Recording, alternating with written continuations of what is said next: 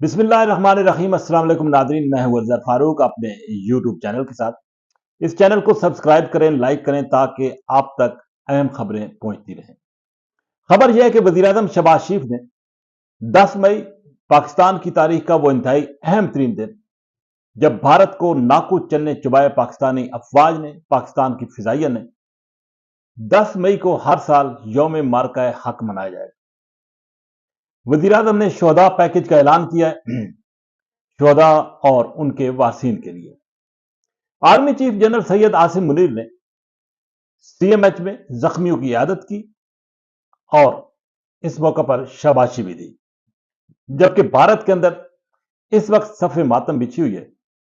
نریندر مودی، ان کی حکومت کو اپوزیشن اور میڈیا جو ہے وہ آڑے ہاتھوں لے رہا ہے، اس پر بات کریں گے۔ وزیر اعظم شہباز شریف نے پوری قوم، افواج پاکستان کو مبارکباد پیش کی ہے کہ پاکستان نے بھارت کے خلاف ایک عظیم کامیابی حاصل کی، اور اس اہم ترین موقع پر وزیر اعظم نے یہ اعلان کیا ہے کہ حکومت پاکستان سرکاری سطح پر ہر سال 10 مئی کو یوم معرکہ حق جو ہے وہ منائے گی۔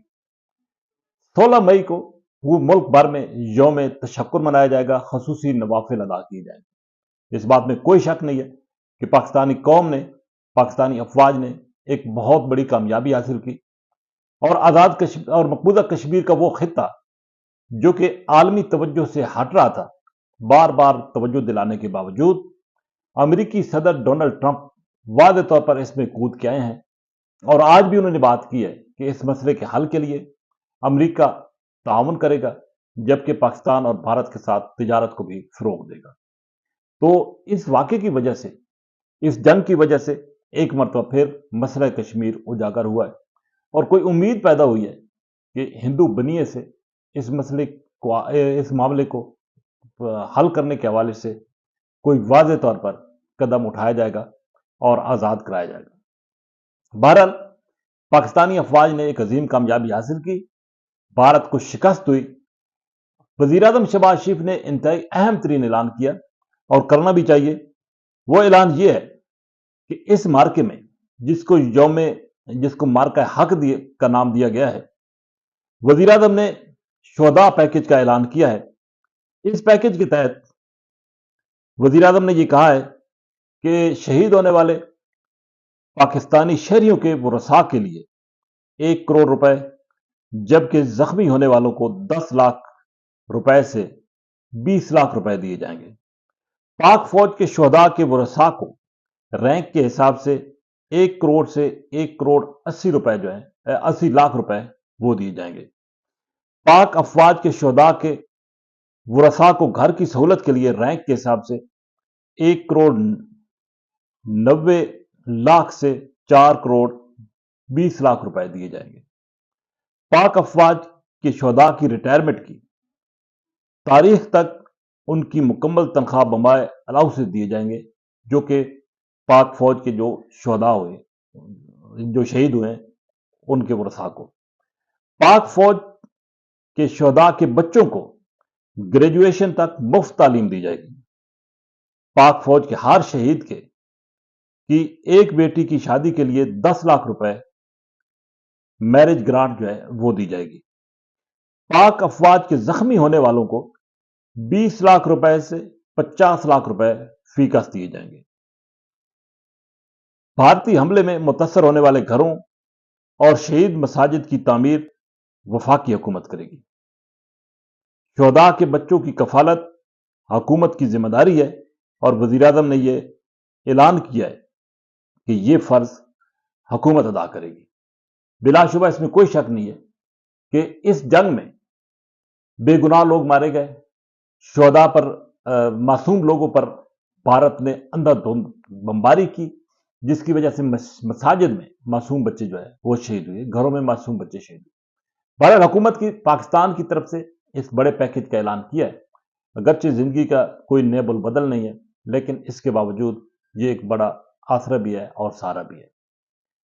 دوسری طرف یہ بھی اعلان ہوا ہے کہ اب ہر سال 10 مئی کو یہ یاد دہانی کرائی جاتی رہے گی کہ پاکستان نے اپنے سے بڑے دشمن کے خلاف عزم و ہمت کے ساتھ مقابلہ کرتے ہوئے کامیابی حاصل کی۔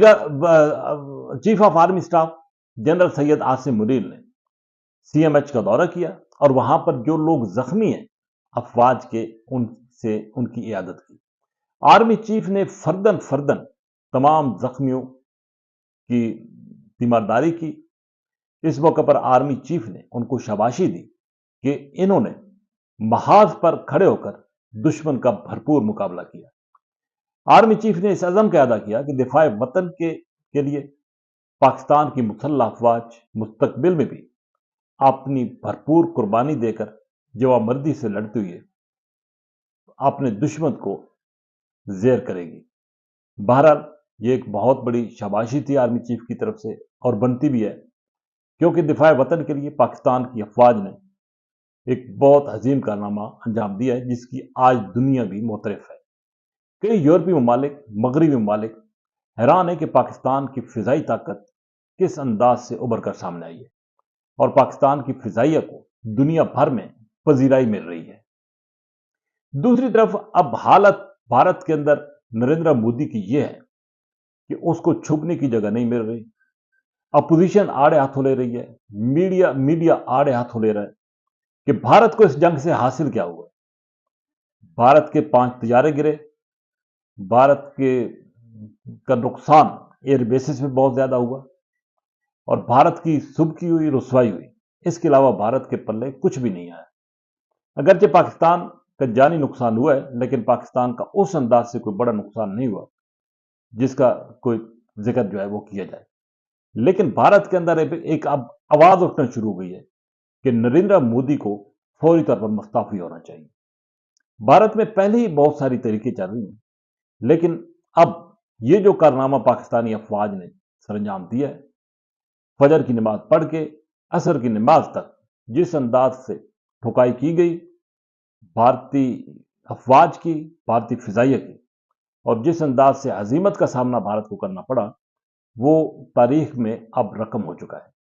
اور صرف یہی نہیں کہ اب مستقبل میں بھی پاکستان کی دھاک بھارت پر بیٹھ گئی۔ اس میں ایک اور جو بڑا واقعہ سامنے آیا ہے، وہ ہے پاکستان کے اندر اتحاد اور اتفاق کا۔ جب ملک کا معاملہ آیا تو پاکستان کی تمام سیاسی جماعتیں ایک پلیٹ فارم پر جمع ہوئی۔ پاکستان کا بچہ، پاکستان کا ہر مرد، خواتین اب اس وقت پاک فوج کے گیت اور گن گا رہے ہیں، اور یقینی طور پر پاکستانی افواج کا یہ حق بھی بنتا ہے۔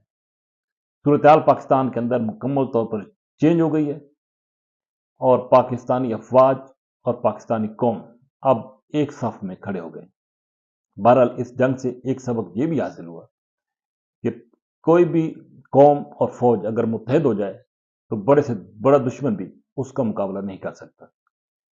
اور پاکستانی افواج اور بالخصوص پاکستانی فضائیہ نے جن صلاحیتوں کا مظاہرہ کیا ہے، اس سے یہ واضح ہو گیا ہے کہ مستقبل میں اب بھارت پاکستان کی طرف چڑھائی کرنے یا پاکستان کو للکارنے سے قبل 1000 بار سوچے گا۔ اسی کے ساتھ اجازت، اللہ حافظ۔